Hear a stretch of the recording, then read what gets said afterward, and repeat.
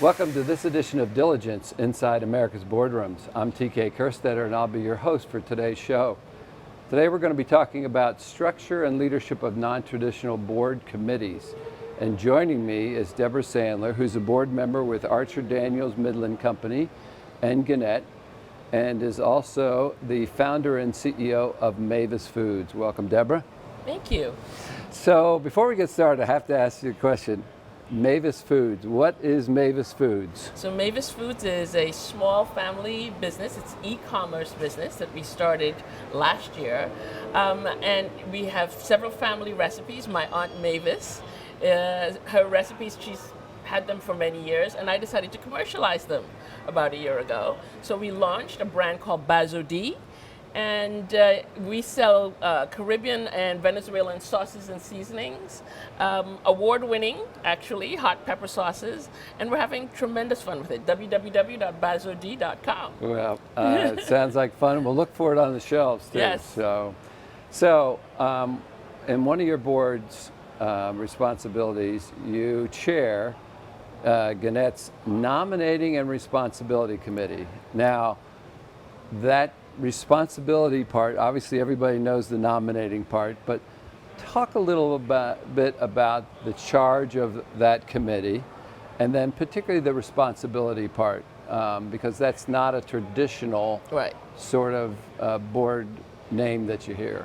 So it's nominating and public responsibility, and I would start by saying that the name of the committee was actually is a name that was used with Gannett prior to the spin. So as you know, Gannett spun into Tegna and our business, and Legacy Gannett, you had a nominating and public responsibility committee, so we kept that. Yeah.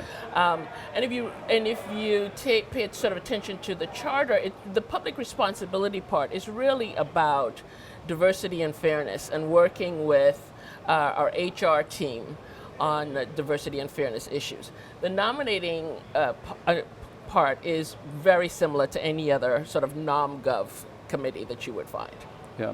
So it's interesting, I'm seeing, research lately that said there's 800 different named board committees now, uniquely named. Some of them do similar things, but we're starting to see whether it's a ESG committee, whether it's a safety committee, if that's important to your business, anything that's critical to somebody's business, the board, one way for the board to stay on top of those critical issues or critical risks is to make sure that there's a committee, and maybe most important, a committee chair. But it's starting to certainly expand a director's duties. When you look at sort of what's happening in the boardroom, do you think that we're going to get to a point where we're going to have to alter the time that's spent or the number of full meetings, or same is true with committee meetings? Do you think that there's going to be the necessity for directors to spend more and more time just to cover sort of what's been added to their plate these days? Who knows, right? But my guess would be, TK, the short answer would be yes. Probably not more meetings per year, but probably extended time in the meetings, extended committee meetings, extended committee service. So most committee members, most boards, board members serve on 2 committees. Sometimes you may have to stretch that. You may have to add board members. I'm not sure where this is going to go, but you're absolutely right that the responsibilities are increasing, the committees are increasing, and that's based in part with what's happening with our business, that's based in part with what's happening with governance. And everybody's pushing, even though there's no statistical validity in this, everybody's pushing for smaller boards and to cut down on boards, but if you increase committees, it's very difficult for 6 or 7 board members to adequately serve across, more than 3 committees. You're definitely going to have audit, you're going to have nom-gov, you're going to have comp, right? Those are always going to be there. But now as you said, we also have, social responsibilities, we have environmental, finance committees, we've got finance committees. strategic committees or transformation committees. So I think it's harder when it's smaller. It's not impossible, but I think as these committees expand, I think it's reasonable to assume that we'll all have to spend a bit more time, or we'll have to change the way that we approach the board structure. Now, to the other side, there's an interesting trend where companies are trying to schedule meetings and board schedule meetings so that anybody that wants to attend a committee meeting who doesn't sit on that committee can. So if you get to the point where everybody's going to everybody's committee just for the knowledge of the committee work that's being done, I guess you could keep it smaller, right? I have to admit, I really like when I have the opportunity to sit in on committees where I'm not an official member. It enhances my knowledge of the business. It's not the same to just read the presentations, but it's really, I think, helpful when you can sit in and listen in, if possible.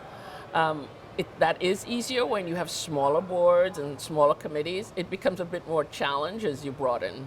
Yeah, and that by its nature extends the time that you have to devote. Exactly. Because you can't do meetings simultaneously then. You can't hold the audit and the comp committee at the same time.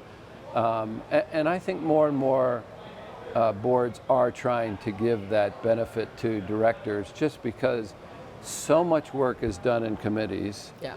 And if you aren't privy to, like you said, the discussions outside of just the minutes, you're missing some of the key points. You are, but I mean, you can work very effectively as well. I mean, I also,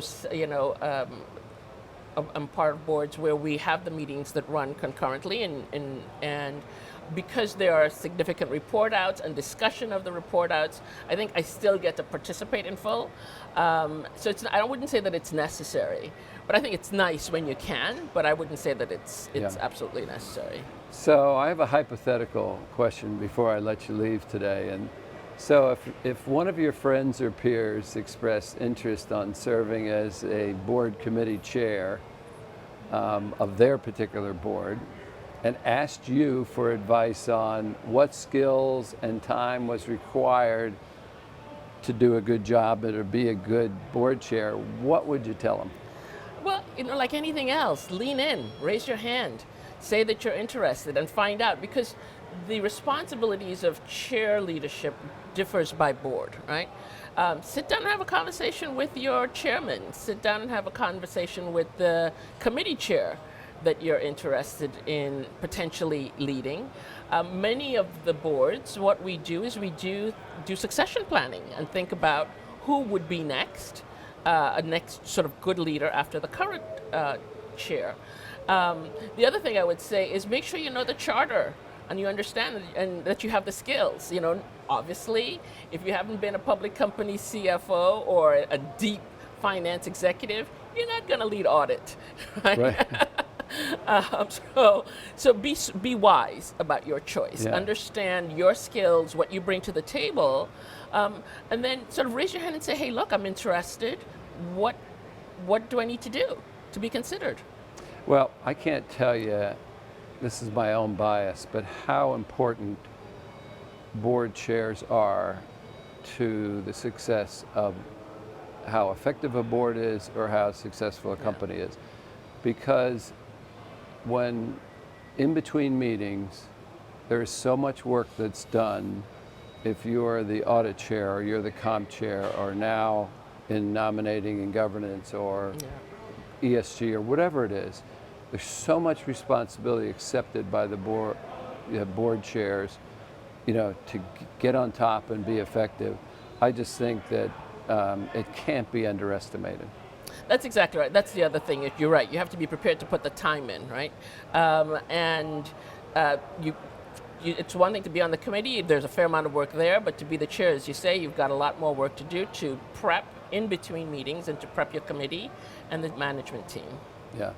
Well, listen, Deborah, I want to thank you for taking the time. Thank you. Passing along some of your wisdom here. I appreciate that, and good luck with the business. Thank you.